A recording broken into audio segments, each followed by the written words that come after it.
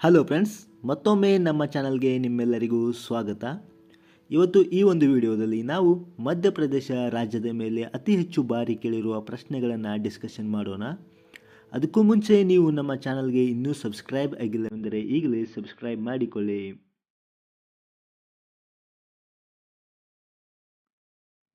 ಮೊದಲನೆಯ ಪ್ರಶ್ನೆ, ಮಧ್ಯಪ್ರದೇಶ ರಾಜ್ಯದ ಹಳೆಯ ಹೆಸರು ಏನು?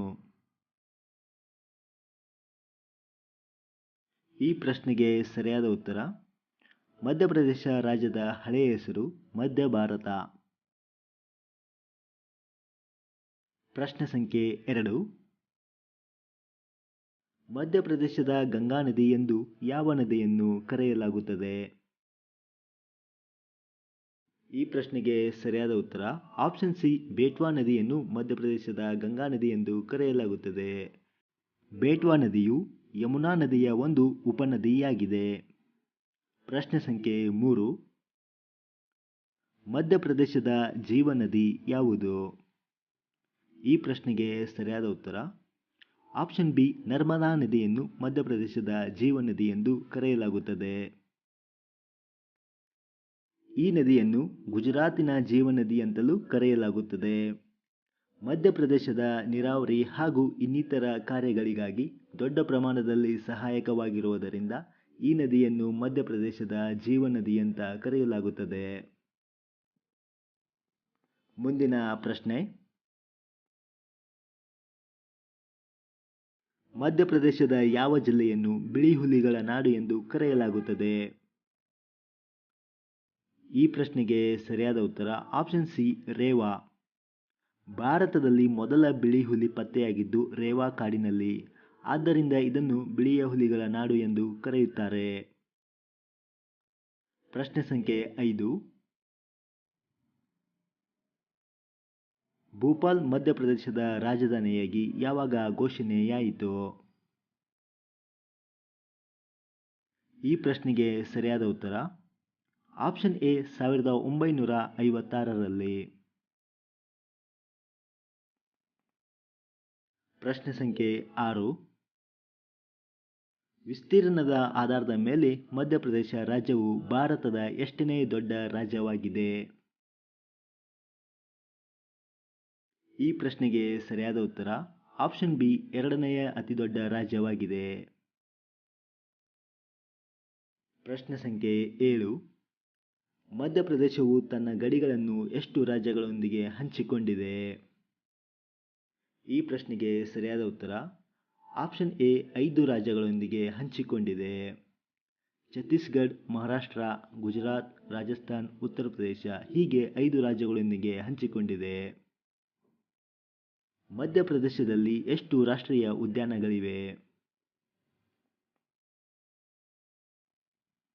ಈ ಪ್ರಶ್ನೆಗೆ ಸರಿಯಾದ ಉತ್ತರ ಆಪ್ಷನ್ ಸಿ, ಸುಮಾರು 9 ರಾಷ್ಟ್ರೀಯ ಉದ್ಯಾನಗಳಿವೆ.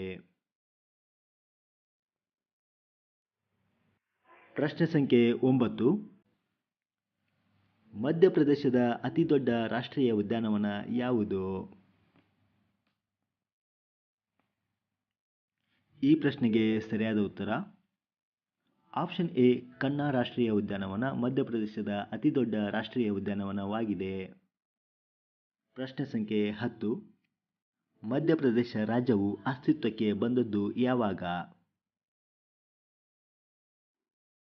ಈ ಪ್ರಶ್ನೆಗೆ ಸರಿಯಾದ ಉತ್ತರ ಆಪ್ಷನ್ ಎ, ನವೆಂಬರ್ 1, 1956ರಲ್ಲಿ ಅಸ್ತಿತ್ವಕ್ಕೆ ಬಂದಿತ್ತು. ಪ್ರಶ್ನೆ ಸಂಖ್ಯೆ 11, ಮಧ್ಯಪ್ರದೇಶ ರಾಜ್ಯದ ರಾಜಪ್ರಾಣಿ ಯಾವುದು?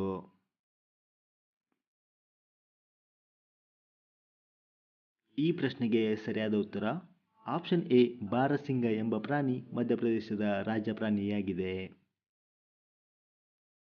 ಪ್ರಶ್ನೆ ಸಂಖ್ಯೆ 12, ಮಧ್ಯಪ್ರದೇಶದ ರಾಜ್ಯ ವೃಕ್ಷ ಯಾವುದು?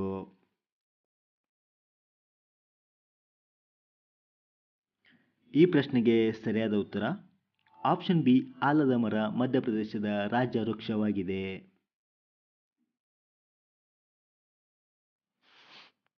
ಪ್ರಶ್ನೆ ಸಂಖ್ಯೆ 13, ಇದು ಮಧ್ಯಪ್ರದೇಶದಲ್ಲಿ ಅತಿ ಎತ್ತರದ ಪರ್ವತವಾಗಿದೆ.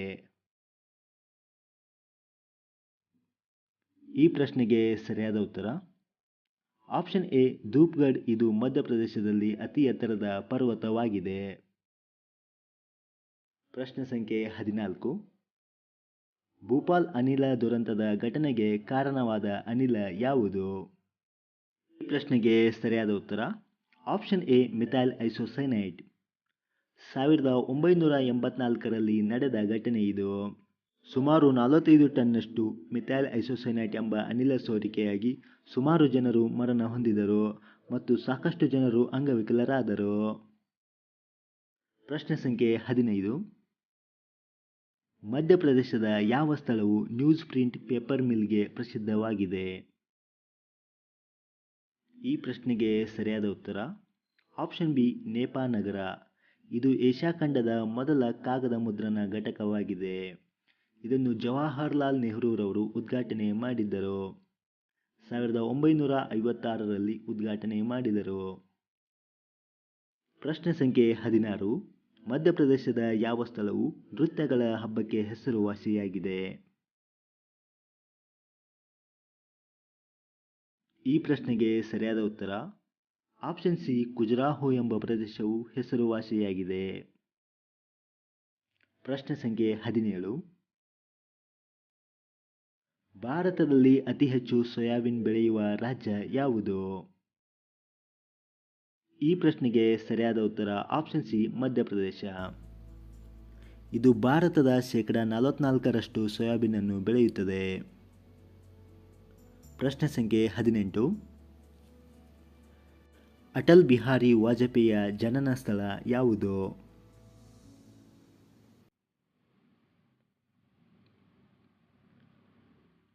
ಈ ಪ್ರಶ್ನೆಗೆ ಸರಿಯಾದ ಉತ್ತರ ಆಪ್ಷನ್ ಬಿ ಗ್ವಾಲಿಯರ್ ಎಂಬ ಪ್ರದೇಶ. ಪ್ರಶ್ನೆ ಸಂಖ್ಯೆ 19. ರಾಷ್ಟ್ರೀಯ ಕಾನೂನಿನ ವಿಶ್ವವಿದ್ಯಾಲಯ ಎಲ್ಲಿದೆ?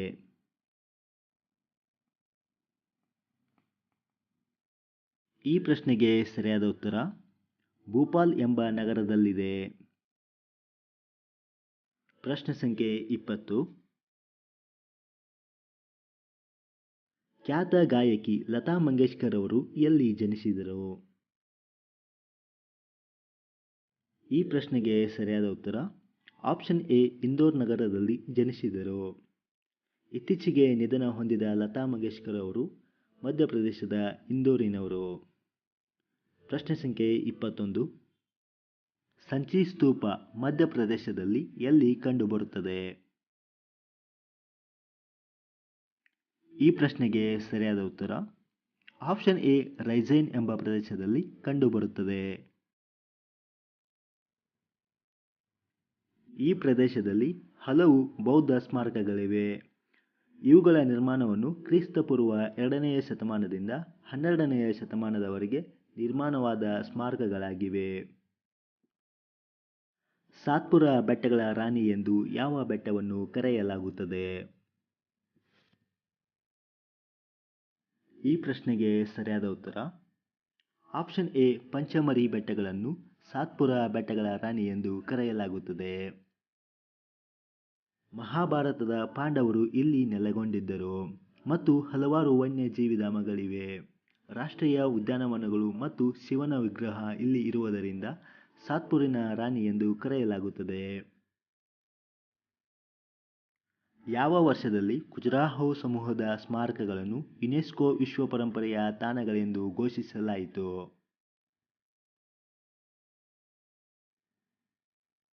ಈ ಪ್ರಶ್ನೆಗೆ ಸರಿಯಾದ ಉತ್ತರ ಆಪ್ಷನ್ ಎ 1986ರಲ್ಲಿ.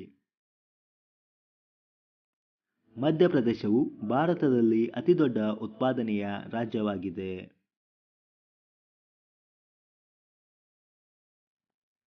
ಈ ಪ್ರಶ್ನೆಗೆ ಸರಿಯಾದ ಉತ್ತರ ಆಪ್ಷನ್ ಸಿ ತಾಮ್ರದ ಉತ್ಪಾದನೆಯಲ್ಲಿ ಮಧ್ಯಪ್ರದೇಶವು ಭಾರತದಲ್ಲಿ ಮೊದಲನೆಯ ಸ್ಥಾನದಲ್ಲಿದೆ. ಕೊನೆಯ ಪ್ರಶ್ನೆ. ನೋಟು ಮುದ್ರಣಾ ಕೇಂದ್ರ ಮಧ್ಯಪ್ರದೇಶದಲ್ಲಿ ಎಲ್ಲಿ ಕಂಡುಬರುತ್ತದೆ? ಈ ಪ್ರಶ್ನೆಗೆ ಸರಿಯಾದ ಉತ್ತರ ಆಪ್ಷನ್ ಬಿ ದೇವಾಸ್ ಎಂಬ ಪ್ರದೇಶದಲ್ಲಿ ಕಂಡುಬರುತ್ತದೆ. ಮತ್ತೆ ಮುಂದಿನ ವಿಡಿಯೋದಲ್ಲಿ ಸಿಗೋಣ.